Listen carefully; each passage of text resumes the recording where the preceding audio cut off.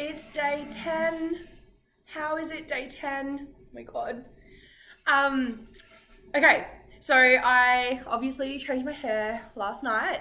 If you like it, they are the bright semi-permanent hair color in rose and pastel pink. I got them from Priceline. They're about $12 each. You're meant to leave them on for 10 minutes. I slept with it on, so it's gonna be very embedded in my hair. But to be honest, I love the pink, so it'll fade out a little bit and then it'll go down to this beautiful pastel color. All right, Knit or Die Oz, day 10. Let's have a look.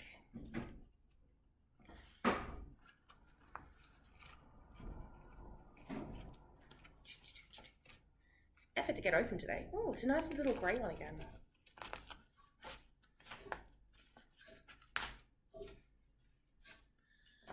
Okay, the Eastern Grey Kangaroo.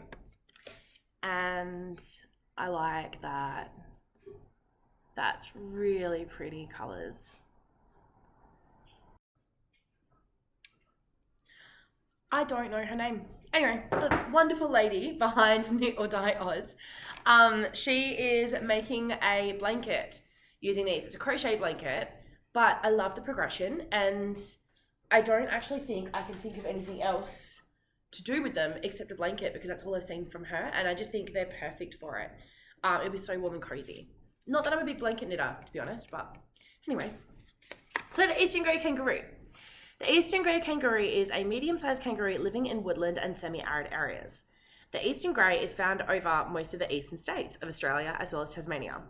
They have a muscular tail that is used for balance when hopping fast and as a fifth limb when moving more slowly. The tendons of the back legs act like springs, propelling the animal forward at speeds of up to 64 kilometres per hour. Eastern Grey kangaroos are currently protected by law. However, the meat is being looked at as a more sustainable source of protein for humans. Their soft feet don't damage soils as much as livestock, therefore reducing the level of erosion. I actually love kangaroo meat. It's one of my favourite proteins, so I highly recommend trying kangaroo if you haven't before. I've tried to switch to it from beef, so where I can, I tend to use it instead of beef. All right, that's the Eastern Grey Kangaroo in a very warm asteroid.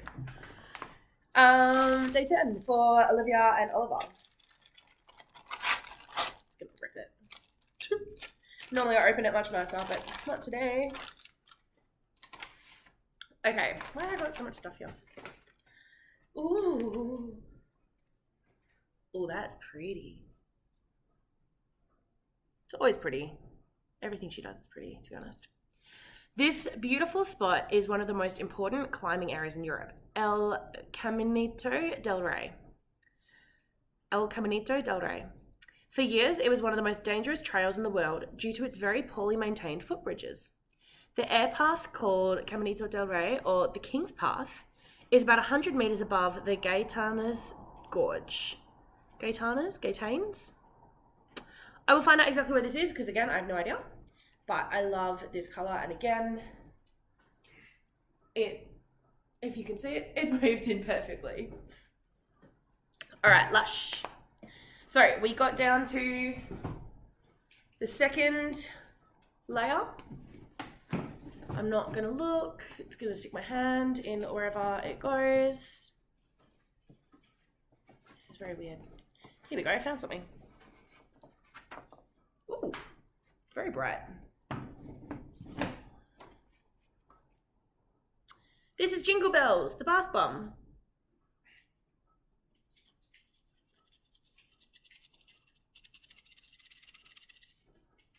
What the heck? There's something inside it. Okay, so this is citric acid, coarse sea salt, lemon myrtle oil, ylang ylang oil, grapefruit oil. I wonder what's inside. Maybe it's salt. Maybe they like put salt inside. I don't know. I can see where it's a little bit chunked and it looks blue. Oh, this is so exciting. I can't wait to use this one. All right, next bath bomb. You'll go behind. Let's turn you so you're pretty. There we go.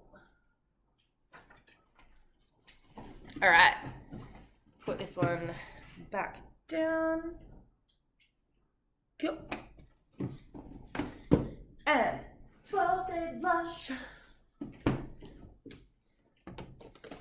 Day 10. We're in double digits, guys. 3 more days, or 2 more days after this. And I saw it straight away. Yes. I love this one. Yognog Shower Gel. This is probably one of my favorites. When Alec and I first started dating, I would wear it. Like I would use it. And he was like, oh my God, that smells so good. So when we started being at each other's houses a lot more, I got him a bottle of Yognog as well, and he's still got it in the shower. So this is going to be my one, and I'm very excited. So it is Carrageenan extract, clove bud oil, ylang oil, but it just smells so much fun. It smells like Christmas. And it's a little bit glittery as well, but plastic-free glitter, and so it's good for the environment. Like, it's fine for the environment. Not good, but it's fine. But it leaves like a really nice shine on your skin. So very nice. I'm very excited. All right. Today is day 10. Let me get you my advent because I'm only up to day 10, so I'll show you what I've done. All right. I'm technically running behind on this, but, well, not behind. I'm running exactly on time, and I didn't want to be. I need to be a little bit ahead, but that's okay. So, I'm on the garter stripe with the beautiful rainbow skein.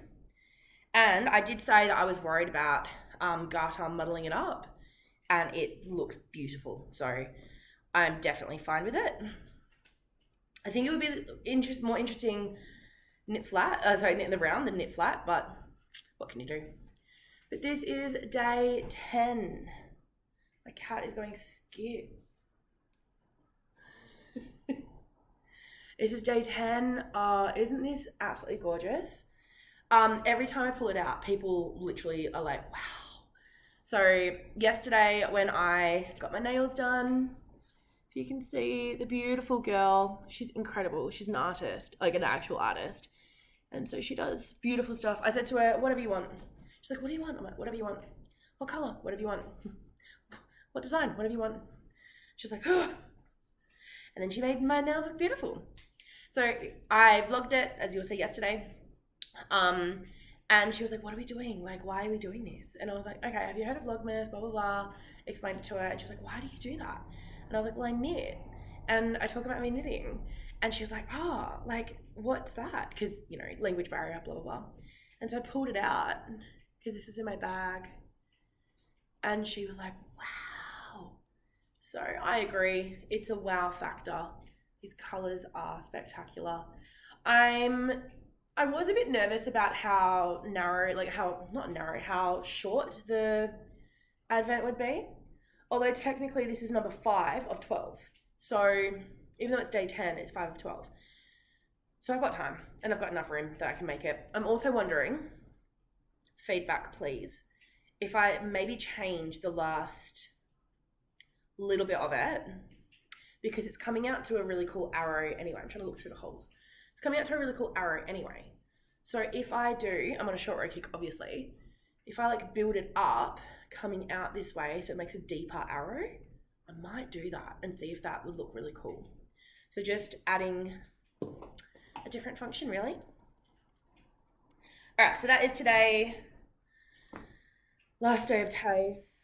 I ended up having to leave early yesterday because I got so frustrated, like so grumpy that I became rude.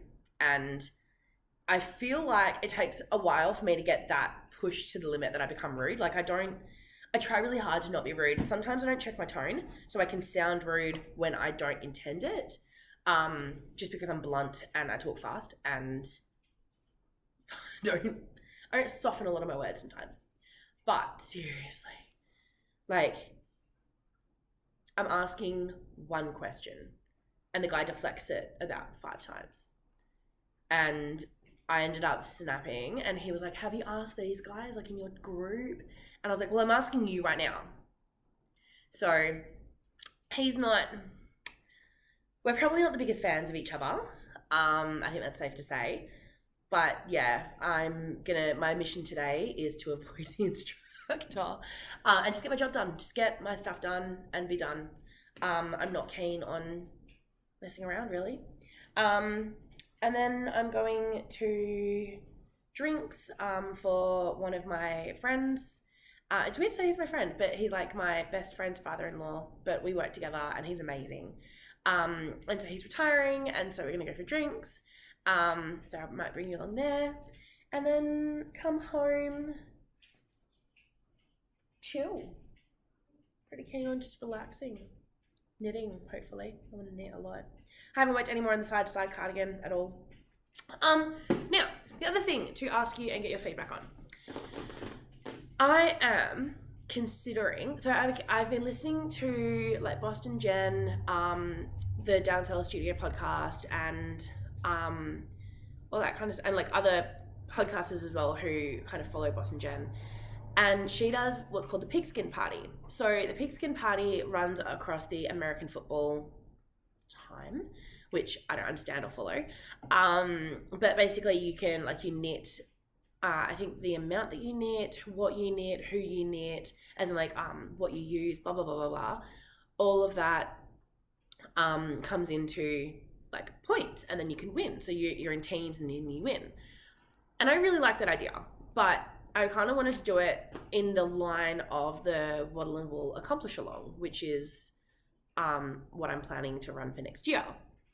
So this is what I'm thinking. I'm thinking of making bingo cards, and there's going to be one per month, and they're not going to be too intense. Like one of it for March, 28th of March is Black Forest Day, like Black Forest Cake Day. So literally a prompt for March is to eat a Black Forest cake, or part of it. For whenever Anzac Day is in Australia, April, it's going to be eat Anzac cookies. So it's like very chilled and very relaxed. But I was thinking I was going to do bingo cards, and I might have some like double point ones, a bit like Scrabble in there. And they go up probably to my email subscribers, which I'm going to start running again next year. And they'll go up at the end of the month before it, and then you have the whole month to do it, and then email them back into me, and I'll like collect them and do points and stuff. And then of course the whatever you actually finish with stash yarn is going to go into the prize as well. And I'm wondering if I want to do like meterage, like do calculate points for how much stash yarn you use, all that kind of stuff. So I want to do, one bingo card per month. So feel free to give me ideas on what each month would be. I'm going to start putting up some polls on my Instagram as well. So give me ideas. And then I've polled Instagram and asked what are some things that you want to do with your knitting next year. And so this again is the accomplish along, but this is like the purely knit side, if that makes sense. So you kind of got the lifestyle and then the knit. And the knit side, I've got some amazing ideas. So I've been super inspired by watching Ally of Fibrebound knit her Rainbows and Sprinkles advent socks. And I actually have met Megan from Rainbows and Sprinkles, and she's amazing. And I know Maddy from Mad.about.ewe has a sock machine that she cranks, and Kristel of Kristelknits also does a lot of socks. So I've been kind of inspired by them. I've got a very, maybe quarter finished Hermione's everyday sock that I would actually like to finish at some point. One of my dream shoes are clogs, but Briar clogs. So I'll put a link somewhere. BRYR clogs. They're an American-made, American-owned, American everything company, and they employ women, and I just really believe in what they do. Super expensive, but I've always dreamed of being able to have their clogs and wear handmade socks with them.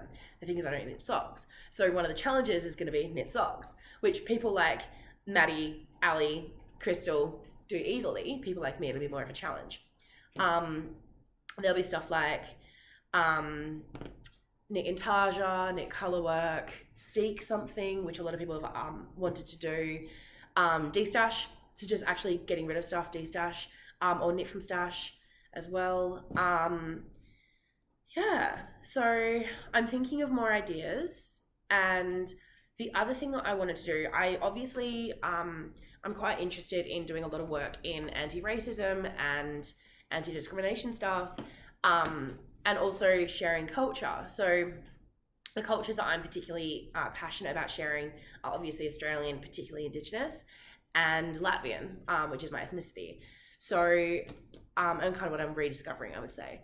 So I'm definitely keen on doing, like bringing in elements of those. The other thing though, I was thinking, what if, like, because I'm a white Christian female, my views on life are going to be very Judeo-centric.